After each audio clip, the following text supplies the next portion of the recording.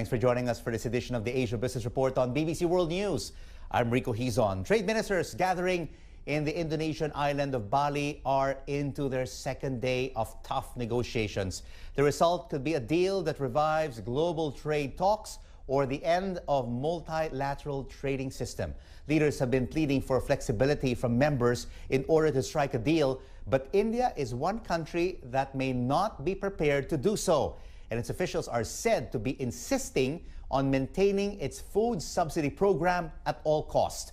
For more, let's cross over now to Bali, and we're speaking now with Pradeep Mehta, who leads a consumer group in India and has been an advisor to the World Trade Organization. Mr. Mehta, thank you so much for joining us on BBC World News. Do you think India's position on maintaining its food subsidy program at all costs could be the deal breaker, whether or not the WTO agrees on a deal?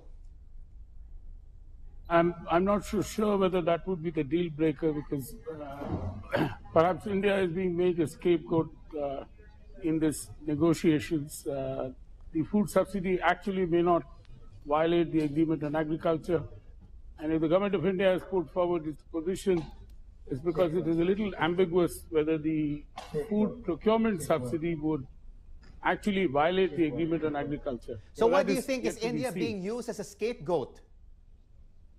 Well, the fact is that the proposal itself was opposed very strongly by the US and the European Union.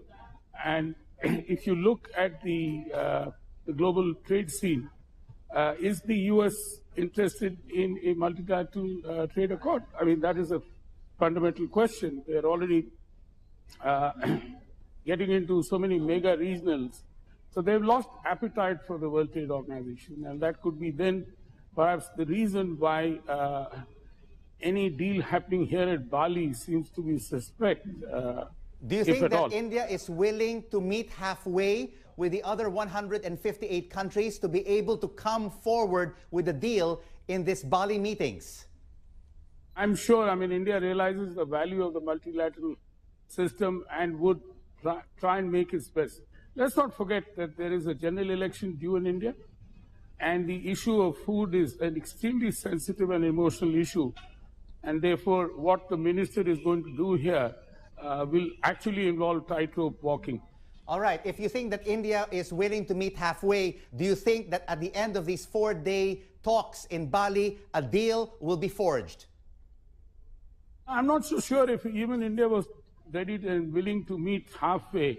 Would a deal be forced, for the reasons as I explained to you, that the problems lie outside Bali. They're already there as a part of the historical baggage of the WTO.